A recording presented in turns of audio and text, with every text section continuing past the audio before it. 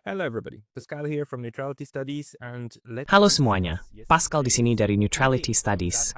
Dan mari kita bahas pertemuan kemarin yang terjadi pada 18 Agustus 2025 di Gedung Putih.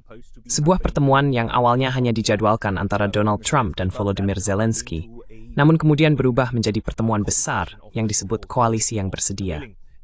Pada akhirnya, pertemuan itu juga dihadiri oleh Mark Rutte dari NATO, Ursula von der Leyen dari Komisi Uni Eropa, Merz dari Jerman, Macron dari Prancis, Meloni dari Italia, Tuan Starmer dari Inggris, dan yang cukup lucu sekaligus menarik juga dihadiri oleh Tuan Alexander Stubb dari Finlandia. Mr. Alexander Stubb from Finland. Now, Mr. Stubb's presence was definitely Sekarang, kehadiran Tuan Stubb memang yang paling aneh. Maksud saya, yang lainnya masih bisa dimengerti. Di satu sisi ada 3 ekonomi terbesar di Uni Eropa.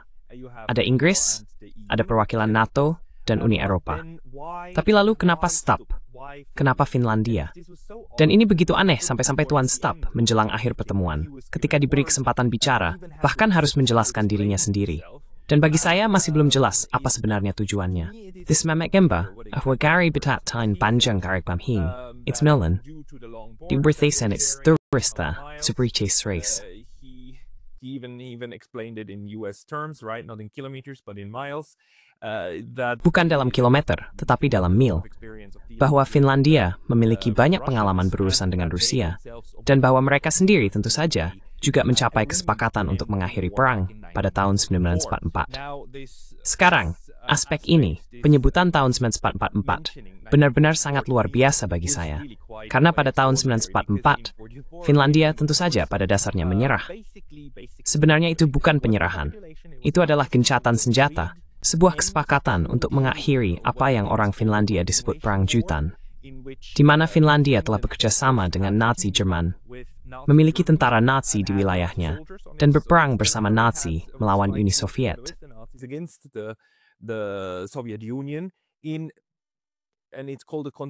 Dan itu disebut perang lanjutan bagi mereka, karena merupakan perang kedua melawan Uni Soviet. Setelah pada tahun 1940, mereka bertempur dalam perang musim dingin, di mana mereka diserang oleh Uni Soviet. Dan Uni Soviet mengambil serta memotong bagian-bagian penting dari wilayah Finlandia. Kemudian mereka mencapai gencatan senjata, dan ketika Jerman menyerang Uni Soviet, Finlandia kemudian bergabung dengan Jerman untuk menyerang kembali.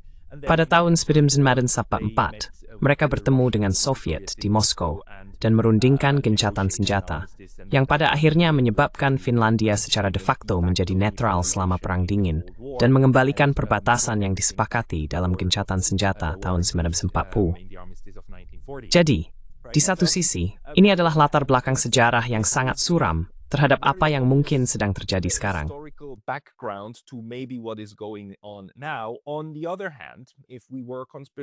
Di sisi lain, jika kita berpikiran konspiratif, meskipun sebenarnya tidak, tapi jika iya, kita benar-benar akan bertanya-tanya, apakah kita sedang melihat semacam skema yang sudah berjalan untuk menyerahkan tongkat estafet dari Ukraina ke proxy war berikutnya. Tapi mari kita anggap itu bukan yang sedang terjadi. Kita tidak melihat adanya persiapan untuk membuka front baru. Namun sejujurnya, saya sangat terkejut bahwa Stubb, Finlandia, dan negara yang sebelumnya netral hingga tahun 2022, negara netral di Eropa, termasuk dalam seluruh pembicaraan ini. Dan yang lebih aneh lagi, Donald Trump sendiri, dua kali, hampir lupa bahwa Stubb ada di sana. Pertama, di awal pertemuan, dia memperkenalkan semua orang. Dan pada akhirnya, dia juga memperkenalkan Tuan Stubb. Tapi kemudian dia melihat sekeliling ruangan dan berkata, "Di mana dia? Di mana dia?" Padahal sebenarnya, Tuan Stubb duduk tepat di depannya. Meja itu panjang, kamu bisa lihat di sini kan? Meja yang cukup panjang. Dan Tuan Stubb, orang yang ini, duduk tepat di sebelah Volodymyr Zelensky dan pada dasarnya tepat di depan Donald Trump. Jadi Trump jelas tidak mengenali wajahnya. Pada bagian kedua, Trump memberikan giliran bicara kepada masing dari pemimpin yang disebut two, dan membiarkan mereka berbicara sedikit. Di akhir, dia sudah hampir pertemuan, ketika dia sadar bahwa dia lupa ada Stubb, lalu berkata, "Oke, silakan." When he realized that he had forgotten Stubb, and then said like, "Okay, here you go. Please also say something, Alexander." Tolong juga katakan sesuatu, Alexander. Dan dia membiarkannya berbicara, lalu juga mengomentari tentang usianya yang masih muda, mengatakan bahwa dia terlihat sangat muda. Jadi Anda bisa melihat bagaimana Trump jelas tidak mengenal wajahnya, dan hanya mengatakan hal pertama yang terlintas di pikirannya ketika mencoba memberikan kesempatan bicara kepada Tuan Stubb, setelah hampir 2 kali melupakannya. Pertemuan ini, dalam hal ini, cukup menarik. Bukan hanya untuk Finlandia, termasuk dari cara pertemuan ini dijalankan. Saya membereskan toward video ini. Video ini ada di situs Gedung Putih. It's a public access ke sketch pertemuan semalaman. Gives us access to the entire about 30 minutes or so. Again, it was Mr. Trump sitting in the middle. Sekali lagi, saat itu Tuan Trump duduk di tengah dan kemudian memberikan giliran bicara satu persatu kepada masing-masing orang yang kemudian berusaha menyampaikan pendapat mereka. Sejauh yang saya pahami, beginilah awal mula seluruh pertemuan antara orang-orang ini. Setelah itu, mereka melanjutkan ke pembahasan tertutup secara pribadi. Ini juga terjadi setelah pertemuan 4 mata antara tim Donald Trump dan tim Tuan Zelensky. Jadi sebelumnya, mereka sudah melakukan pembicaraan. Pembicaraan yang seperti yang kita ketahui, juga melibatkan peta medan perang, yang tampaknya telah disiapkan oleh Donald Trump, dan yang disinggung oleh Tuan Zelensky, dengan mengatakan, "Terima kasih banyak sudah membahas hal itu. Itu sangat membantu." Like, thank you very much for bringing that up. That was very helpful, and we were able to talk about battlefield realities. Dan kami bisa membicarakan realitas di medan perang. Jadi dalam pertemuan tatap muka antara Trump dan Zelensky, jelas bahwa Tuan Trump mencoba menyampaikan beberapa realitas di medan perang dan mendiskusikannya dengan tim Zelensky. Dan menurut saya, ini mengisyaratkan bahwa Trump benar-benar memahami poin yang disampaikan Rusia dalam pertemuannya dengan Vladimir Putin pada hari Jumat. Bahwa ada realitas di medan perang dan pengakuan wilayah tertentu yang tidak bisa mereka hindari. Sekarang, dalam pertemuan ini, mereka tidak membicarakan konsesi, pertukaran wilayah, atau hal-hal semacam itu. Tapi kita sudah bisa menyimpulkan bahwa ini merupakan bagian penting dari diskusi, terutama dengan pihak Ukraina. Namun sekarang, fakta bahwa pihak Ukraina membawa serta seluruh Eropa, saya bahkan tidak tahu harus menyebut mereka apa.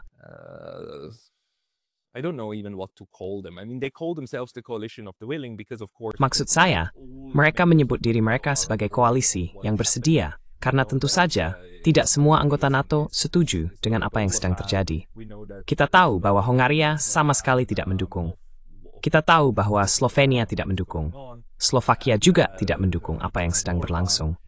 Dan di sini kita melihat para pelaku utama yang memperpanjang perang. Sekarang, cara mereka membingkai diri mereka sendiri, tentu saja sebagai orang-orang yang tidak pernah menginginkan apapun selain perdamaian. Lalu mereka melanjutkan dengan retorika biasa tentang bagaimana Rusia yang harus disalahkan atas semua ini. Tapi mereka melakukannya dengan cara yang menarik. Karena orang-orang Eropa memahami bahwa Donald Trump kini semakin memiliki hubungan baik dengan Vladimir Putin, dengan Rusia.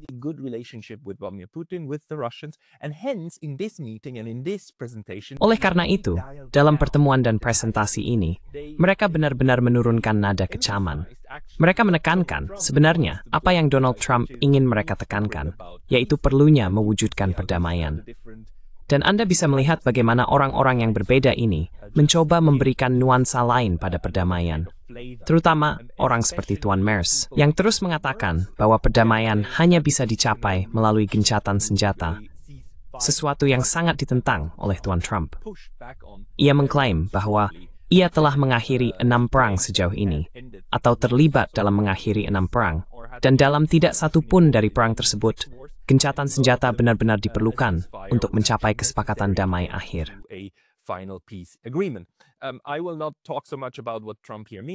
Saya tidak akan terlalu membahas apa yang dimaksud Trump dengan 6 perangnya di sini. Dia juga misalnya memasukkan Armenia dan Azerbaijan sebagai contoh hebat tentang bagaimana dia mencapai kesepakatan damai. Dia tentu saja merujuk pada penandatanganan kesepakatan ini, semacam surat pernyataan niat baru-baru ini di Gedung Putih antara Armenia dan Azerbaijan. Tapi di sana, Anda tahu, perang itu sebenarnya sudah berakhir. Tembak-menembak sudah berhenti, bukan? Tidak ada lagi tembakan yang terjadi saat pemeran Trump turun tangan. Jadi mari kita kesampingkan yang satu ini, dan izinkan saya membahas lebih lanjut tentang apa yang kita pelajari hubungan antara Amerika Serikat dan Eropa.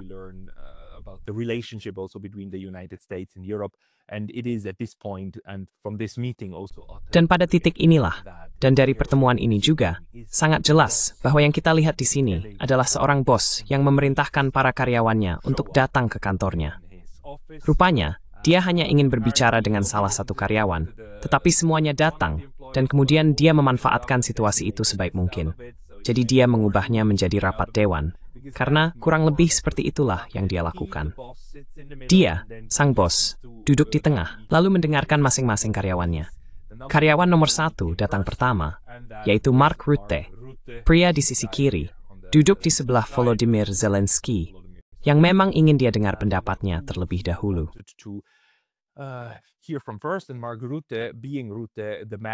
Dan Mark Rutte, seperti biasanya, pria yang pernah menyebut Donald Trump sebagai ayah, kan, yang harus menjaga anak-anaknya, dia kembali memulai dengan memuji Donald Trump dan betapa hebatnya dia.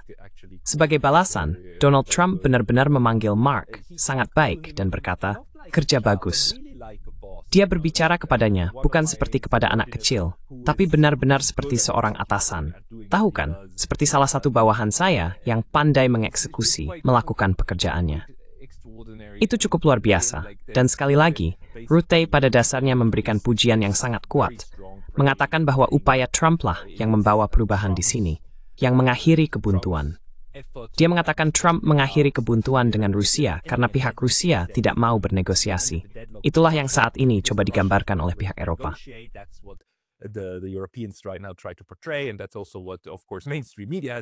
Dan itulah juga yang tentu saja coba digambarkan oleh media arus utama. Meskipun pihak Rusia sejak awal sudah mengatakan, kami selalu terbuka untuk negosiasi, selalu terbuka untuk diskusi, cukup ajak kami bicara. Dan faktanya, mereka memang sudah melakukannya. Maksud saya, jika Anda berargumen bahwa Rusia tidak mau bernegosiasi, itu sama sekali tidak benar. Kanselir Austria pada tahun 2022, sekitar bulan Juni, atau saya rasa sekitar bulan Juni, pergi ke Moskow dan sebenarnya menjadi pemimpin Uni Eropa pertama yang bertemu dengan Vladimir Putin sejak Februari 2022. Kanselir Austria pergi ke sana. Rusia tidak pernah menolak negosiasi diplomatik. Mereka hanya menolak gencatan senjata, penarikan pasukan, dan syarat-syarat penyerahan diri yang diajukan oleh pihak Eropa.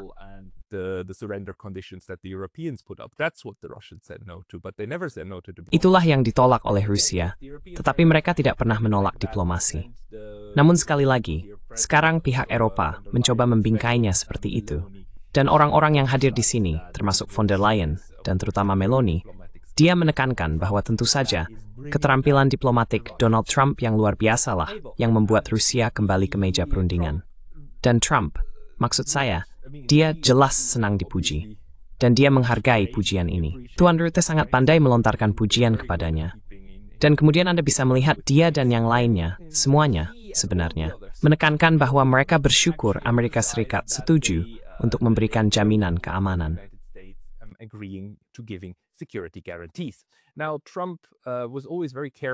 Sekarang, Trump selalu sangat berhati-hati, terutama dalam pernyataannya.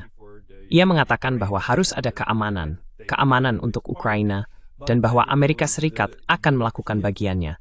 Tetapi bahwa Eropa lah yang tentu saja harus turun tangan pertama dan terutama. Jadi, yang saya tangkap dari sini adalah bahwa pemerintahan Trump benar-benar berusaha keras untuk tidak menjanjikan jaminan keamanan yang tegas. Sementara pihak Eropa justru berusaha mendorong hal itu. Dan pemerintahan Trump pada dasarnya sendiri memainkan isu tersebut. Jadi, dia pada dasarnya memberi mereka sedikit dan berkata, oke, jadi kalian mau jaminan keamanan?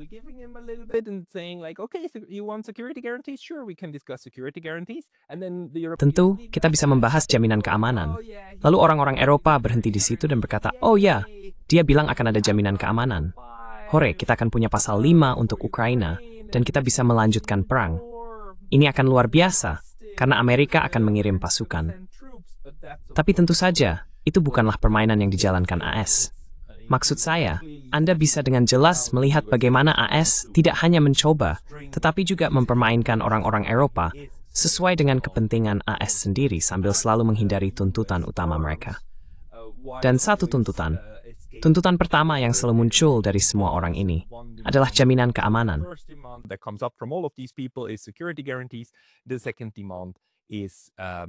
Tuntutan kedua adalah gencatan senjata. Tidak semua dari mereka menekankan hal itu.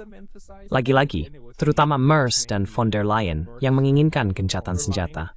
Yang lainnya agak mengesampingkan poin pembicaraan itu, setidaknya dalam pernyataan langsung dan yang disiarkan di televisi. Mereka tentu saja sangat sadar bahwa kamera sedang merekam dan bahwa Anda harus sangat berhati-hati agar tidak menyinggung Presiden AS, dimanapun, tetapi terutama saat media hadir. Jadi, Anda punya menyikapi semua mengatakan dia sangat hati-hati.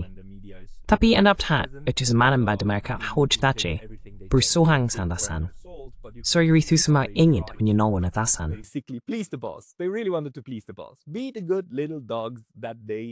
Jadilah anjing kecil yang baik, seperti yang mereka inginkan.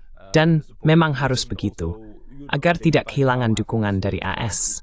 Dan juga, mereka sekarang sudah paham bahwa jika mereka tidak ikut bermain, AS akan mengaitkan ketidakmauan mereka untuk tunduk dengan ide-ide Donald Trump, dan Trump mungkin akan merespons dengan tarif. Jadi ada banyak hal yang dipertaruhkan di sini. Dan Tuan Trump sendiri sebenarnya sudah mengatakannya. Saat berbicara kepada Ursula von der Leyen, dia berkata, "Oh, Anda tahu, kami baru saja membuat kesepakatan tarif yang hebat, benar?" Dan kemudian Ursula harus memujinya untuk itu. Dia harus berkata, "Ya, dan itu adalah kesepakatan yang sangat hebat yang kami Eropa buat dengan AS." Dan tentu saja, itu adalah penyerahan diri, kesepakatan itu. Maksud saya, dia telah sangat dikritik di semua media Eropa, dan sekarang saat bertemu lagi dengan Presiden AS, dia lagi-lagi harus memuji pemeras itu. Sebenarnya, Anda tidak bisa menitik inputnya sebagai sebuah kesepakatan.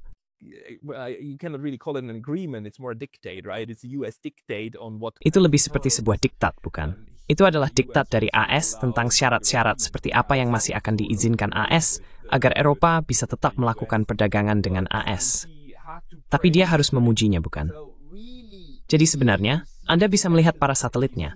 Anda bisa melihat anjing-anjing yang patuh di sekitarnya. Anjing nomor 1 adalah Margaret, bukan? Tapi kemudian semua yang lainnya juga. Anjing penyerang, Tuan Zelensky, yang sekarang berada dalam posisi yang sangat canggung, jelas akan ditekan untuk memenuhi banyak tuntutan Rusia dan juga ditekan oleh AS, karena AS ingin mengakhiri perang proksi ini.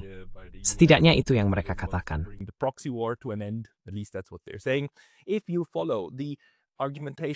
Jika Anda mengikuti argumentasi Brian Berletic dan lainnya yang menafsirkan momen ini sebagai saat di mana AS pada dasarnya melemparkan perang Ukraina ke Eropa dan kemudian akan memfokuskan perhatiannya pada Tiongkok, maka yang terjadi di sini adalah mempersiapkan Eropa untuk mengambil alih tongkat estafet itu dan mengambil alih medan perang yang sebenarnya, medan perang Ukraina, dari AS.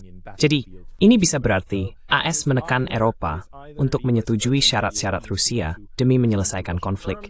Atau ini sebenarnya adalah upacara penyerahan, di mana negara-negara Eropa sekali lagi harus bersumpah setia, loyal kepada Washington, agar bisa mengambil alih dari posisi yang akan ditinggalkan AS, dan melaksanakan apa yang disebut Brian Berletic sebagai pembagian kerja.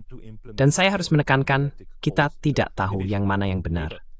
And I must emphasize, we don't know which one it is. I still believe that there's a good chance that the United States... Saya masih percaya bahwa ada kemungkinan besar bahwa Amerika Serikat, tim Trump dan stafnya, sebenarnya ingin mencapai pemahaman kekuatan besar yang tepat tentang dunia, membagi wilayah pengaruh di antara mereka, lalu mulai membuat kesepakatan lagi dengan Rusia. Saya juga berpikir bahwa hal ini didukung oleh interpretasi Rusia terhadap apa yang sedang terjadi. Bahwa meskipun kita tidak bisa sepenuhnya meredakan konflik, setidaknya kita bisa memperbaiki hubungan dengan kekuatan besar ketiga dalam seluruh permainan ini, dan melihat apakah kita bisa kembali membuat kesepakatan bisnis. Rusia juga sedang mengubah beberapa undang-undangnya, yang akan memungkinkan ExxonMobil dan investasi AS, terutama di sektor minyak dan pengeboran, untuk kembali masuk ke Rusia dan menjalankan bisnis yang menguntungkan bersama. re-enter Russia and to do lucrative business together. So I think the Russians are interpreting it that way. Jadi saya pikir orang Rusia menafsirkannya seperti itu. Saya rasa sebagian besar komentator di luar sana juga menafsirkan hal ini sebagai upaya AS untuk, setidaknya untuk saat ini, mengubah arah. Tapi tentu saja kita tidak tahu. Bisa jadi Brian Berletic benar, dan ini sebenarnya adalah upacara penyerahan. Dan mungkin itu juga alasan mengapa Finlandia ada di sana. Mungkin Finlandia akan memainkan peran penting dalam fase berikutnya dari apa yang sudah disebut Dmitry Trenin sebagai Perang Dunia Ketiga. Perang Dunia Ketiga yang tidak sedang diperangi. Saya juga harus mengatakan, Dmitry Trenin adalah seorang analis Rusia, pakar barat yang hebat, mantan kepala kantor Carnegie Foundation di Moskow, dan seseorang yang pernah bekerja pada hubungan transatlantik untuk Rusia. Seseorang yang ingin Rusia memperbaiki hubungannya dengan Barat.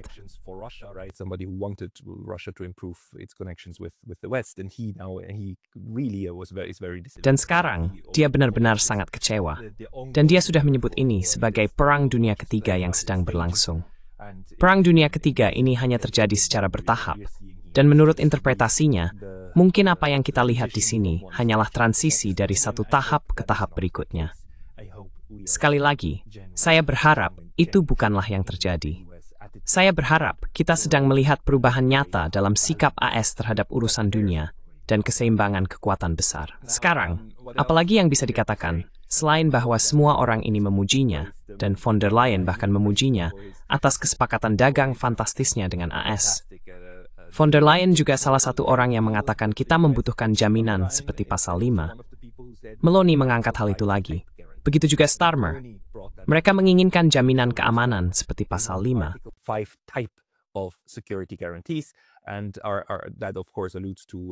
Dan itu, tentu saja, merujuk pada pasal 5 NATO, yaitu pasal yang menyatakan bahwa jika satu negara diserang, maka semua dianggap diserang.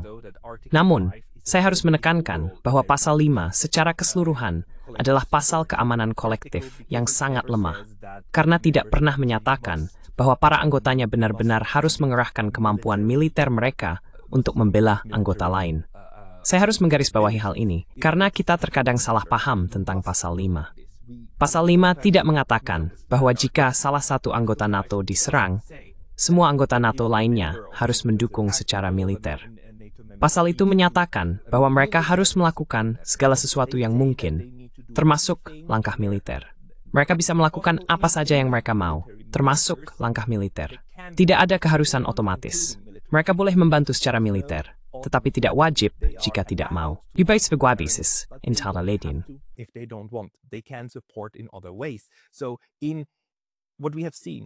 Jadi, dari apa yang telah kita lihat selama 3,5 tahun terakhir dengan Ukraina, sebenarnya semua bantuan yang diberikan anggota NATO kepada Ukraina adalah sesuatu yang juga bisa mereka berikan dengan cara yang persis sama kepada setiap anggota NATO yang terlibat perang dengan Rusia.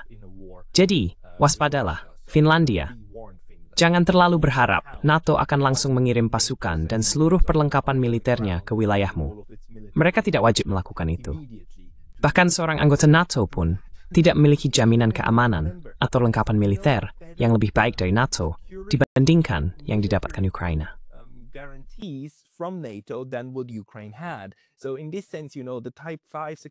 Jadi dalam hal ini, jaminan keamanan pasal 5 dan jaminan keamanan secara keseluruhan, sebagian besar juga hanyalah sikap diplomatik. Karena sekali lagi, mereka tidak harus mengirimkan kekuatan militer. Mereka tidak harus mengirimkan pasukan jika mereka memilih untuk tidak melakukannya, bahkan di bawah pasal 5. Namun pada dasarnya, yang mereka minta adalah memberikan kepada Ukraina sesuatu yang sudah jelas ditolak oleh Rusia, bukan? Rusia dengan tegas mengatakan, kami akan menganggap Ukraina di NATO sebagai gemures mutlak. Namun, Rusia akan bersupimai terhadap rangka kerja keamanan dan mempertimbangkan keamanan Ukraina.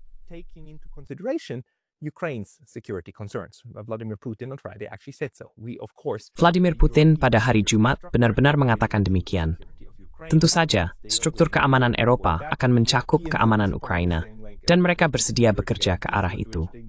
Saat ini, Pihak Eropa mengatakan bahwa mereka menginginkan jaminan keamanan, yang maksudnya adalah jaminan dukungan militer atau janji-janji kepada Ukraina. Dan Volodymyr Zelensky jelas bergerak ke arah yang sama. Ia juga menyampaikan hal itu dalam pidatonya. Jadi, dalam arti tertentu, jika saya optimis dan berpikir bahwa ini adalah awal dari konflik, Yupo lahat sekarang meruntuh the steng and dasek. Now a harmonizing of the positions, right? Where the Russians talk about Di saat Rusia berbicara tentang keamanan yang tidak dapat dipisahkan dan struktur keamanan untuk semua orang, sementara Eropa masih berbicara tentang jaminan keamanan. Dan jaminan ini seharusnya berarti bahwa Amerika Serikat berjanji untuk mengirim dan mengerahkan pasukan serta kemampuan militernya ke Ukraina. Dari situ kita menuju sesuatu yang pada akhirnya harus jauh lebih dekat dengan posisi Rusia. Benar-benar memahami jaminan keamanan dalam arti yang lebih luas, sebagai jaminan bahwa struktur keamanan akan tetap terjaga. Jadi mungkin kita sedang dalam proses itu. Meloni benar-benar mengejutkan saya dalam pertemuan ini. Meloni really surprised me in this meeting. She was talking for quite a while and Dia berbicara cukup lama dan lagi-lagi menyalahkan Rusia karena tidak mau bernegosiasi, serta berterima kasih kepada Trump atas kesediaannya untuk berkomitmen pada Ukraina. Sebenarnya, dia memuji dirinya sendiri dan orang-orang Eropa dengan mengatakan bahwa alasan kita berada di sini, alasan mengapa sekarang Rusia mau berbicara, adalah karena Trump adalah negosiator yang baik, dan karena kita bersatu, karena kita kompak, karena kita memberikan berbagai tekan pada Rusia, dan karena medan perang telah mengalami kebuntuan. Ini sangat luar biasa bagi saya. Ada kebuntuan di medan perang, jadi Rusia menemui jalan akan buntu, dan karena orang Ting Eropa membangun tembok, sekarang Rusia harus berbicara.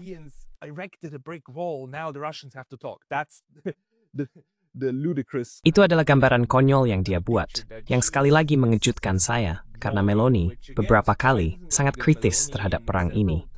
Namun, begitu dia berkuasa, tentu saja dia berbalik arah 180 derajat, atau seperti Annalena Baerbock di 160 derajat, dan sekarang sepenuhnya sejalan pada dasarnya, dengan versi Eropa yang menurut saya sangat tidak masuk akal tentang apa yang terjadi dalam perang ini. Sekarang, saya tidak berpikir banyak orang yang sependapat dengan penilaian itu, terutama Donald Trump, tidak. Karena kita tahu sekarang, Trump baru saja menjelaskan sebagian realitas di medan perang atau membahasnya dengan Zelensky. Saya tidak berpikir bahwa AS melihat hal ini seperti itu.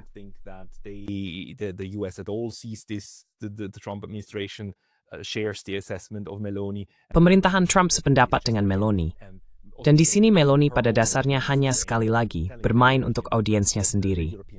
Mengatakan dan memberitahu orang Eropa, memberitahu warga Eropa, betapa pentingnya 3,5 tahun ini, bahwa ini bukanlah perang yang akan hilang begitu saja. Ini adalah upaya untuk membingkai ulang bencana ini, malapetaka total bagi Eropa, di mana mereka sendiri hanyalah peserta kelas 2 atau 3 dalam perang proksi AS. Mereka hanya dipanggil ke Washington, diizinkan masuk, diizinkan ke kantor sang bos, agar setidaknya secara retoris bisa menjadi bagian dari, bukan solusi, tetapi akhir dari pertempuran, bukan? Not the solution, but the end of the fighting, right? And then of course they now have. Dan kemudian tentu saja, sekarang mereka perlu menggambarkan ini bukan sebagai kegagalan, melainkan sebagai hasil dari strategi brilian mereka dalam menghadapi Rusia dan membangun tembok bata.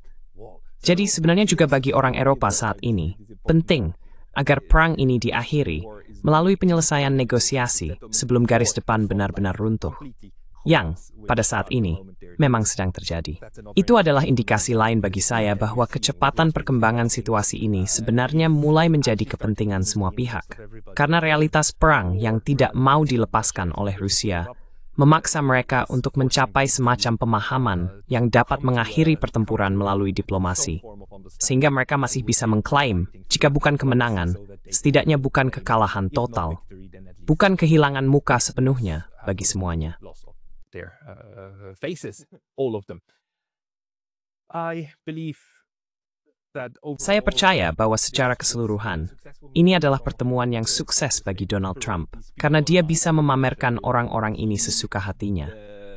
Dia masih bisa berpura-pura bahwa persatuan tetap terjaga, Dan dia dengan jelas dapat memberi sinyal kepada kepemimpinan Amerika Serikat bahwa NATO sebenarnya tidak lebih dari sekadar perpanjangan kebijakan luar negeri AS.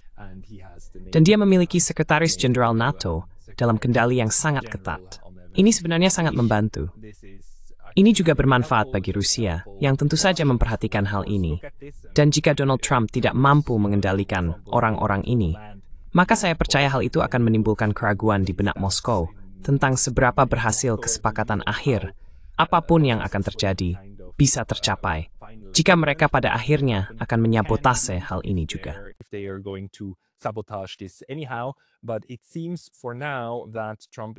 Namun, tampaknya untuk saat ini, Trump mampu menunjukkan persatuan yang diperlukan di antara negara-negara Barat, yang sebenarnya adalah front internasional AS di mata dunia luar, bukan? Dan pada dasarnya melibatkan semua pihak, bahkan Macron dan lainnya, serta Starmer, yang kadang-kadang melontarkan ide-ide yang sangat aneh, seperti mengirim pasukan ke Ukraina dan sebagainya, tetapi mereka tidak melakukannya. Orang-orang Eropa, termasuk Macron dan sebagainya, masih berbicara tentang perdamaian yang abadi dan adil, bukan?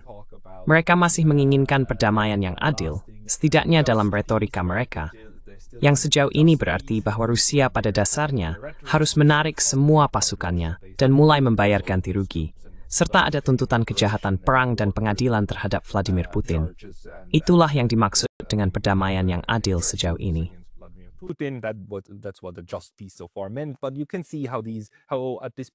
Tapi Anda bisa melihat bagaimana pada titik ini, kata-kata ini, segmen-segmen ini, hanya dipertahankan agar tidak benar-benar dilepaskan, untuk mengklaim bahwa ada konsistensi dari waktu ke waktu. Kita juga melihat bahwa ada proses yang jelas di sini, sekali lagi, karena Tuan Trump mengatakan di awal bahwa langkah selanjutnya adalah pertemuan bilateral antara Zelensky dan Putin. Dan dia bersedia memfasilitasi itu. Dan kemudian, sebenarnya setelah pertemuan ini, dia bahkan menelepon Vladimir Putin dan kemudian memberitahu media bahwa Tuan Putin setuju akan ada pertemuan. Ini sekarang juga telah dikonfirmasi oleh pihak Rusia. Tuan Ushakov, asisten Vladimir Putin, benar-benar mengonfirmasi bahwa ada panggilan telepon dan bahwa pihak Rusia bersedia. Bagaimana mereka mengungkapkannya di sini?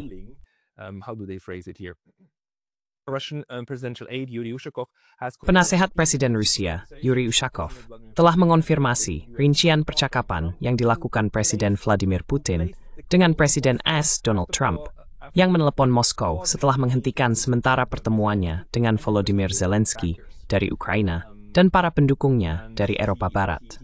Ushakov kemudian mengatakan bahwa telah ada kesepakatan untuk mengadakan bentuk pertemuan lanjutan antara Ukraina dan Rusia. Belum sepenuhnya jelas apakah mereka telah sepakat untuk mengadakan pertemuan di tingkat presiden. Namun setidaknya dalam tingkat tertentu, mereka telah sepakat. Rusia tampaknya memberi sinyal bahwa akan ada pertemuan. Masih menjadi pertanyaan, apakah pertemuan itu hanya akan bersifat bilateral antara Zelensky dan Putin, atau apakah Trump juga akan terlibat?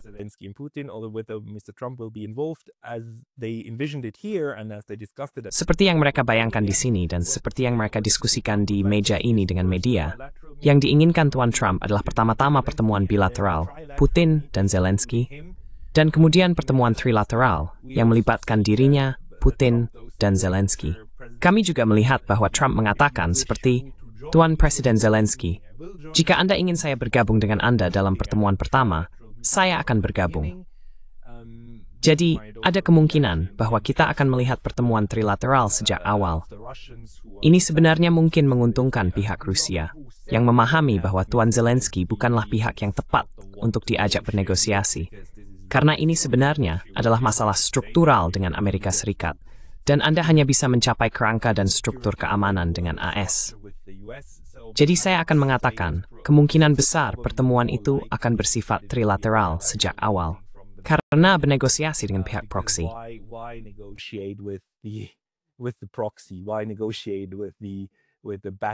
Mengapa bernegosiasi dengan pihak penyedia medan perang, ketika yang sebenarnya Anda inginkan adalah bernegosiasi dengan pihak yang relevan dalam konflik struktural yang sesungguhnya? Namun kita bisa melihat bagaimana proses saat ini, menurut pemikiran AS, melibatkan langkah berikutnya, berupa negosiasi langsung antara pimpinan tingkat atas. Kita juga tahu bahwa Rusia tidak terlalu menyukai hal ini. Miguel Embassy, sedang persiapan untuk negosiasi kedua mereka teknis, dan mereka pasti menuntut adanya negosiasi di tingkat teknis. Technical levels negotiations for sure, but it's possible that as one of the Namun, ada kemungkinan bahwa salah satu konsesi yang bisa diberikan Rusia dalam proses ini adalah tentu saja dengan mengatakan, oke baiklah, mari kita bertemu dengan Tuan Zelensky dan Tuan Trump untuk memberikan kesempatan foto berikutnya kepada Tuan Trump, lalu melanjutkan proses dan beralih ke negosiasi teknis, termasuk bagaimana mengawasi hasil apapun dari proses ini. Sekali lagi, Rusia tidak hanya tertarik untuk mengakhiri pertempuran. Mereka menginginkan struktur keamanan yang komprehensif untuk kawasan Eurasia. Sebenarnya, untuk semua pihak yang terlibat, termasuk Tiongkok dan India, yang mana Tuan Putin menjalin kontak erat dengan mereka, bukan? Sementara itu, Eropa saat ini masih berbicara tentang mengakhiri kematian dan realitas di medan perang.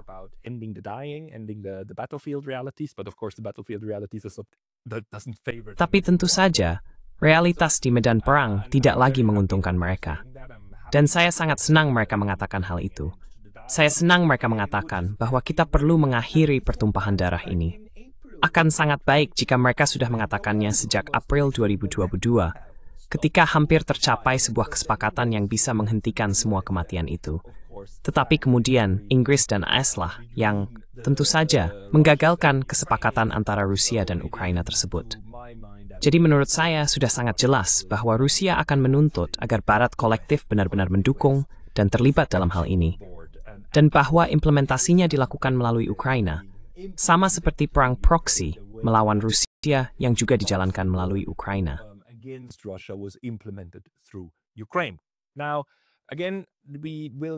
Sekarang, sekali lagi, kita perlu mempelajari mengapa Tuan Step ada di sana dan apa perannya. Saya akan segera mendiskusikan hal ini dengan rekan-rekan dari Finlandia. Jika ada di antara Anda yang memiliki informasi lebih lanjut tentang apa yang mungkin terjadi, silakan kirimkan pesan kepada saya dan tuliskan pendapat Anda di kolom komentar. Karena sekali lagi, kehadiran Finlandia dalam pertemuan ini agak sulit dipahami.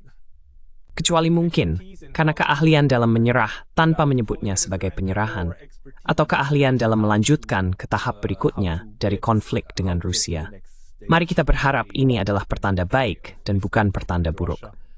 Kami akan terus memantau hal ini. Terima kasih banyak atas waktu Anda hari ini. Thank you very much for your time today.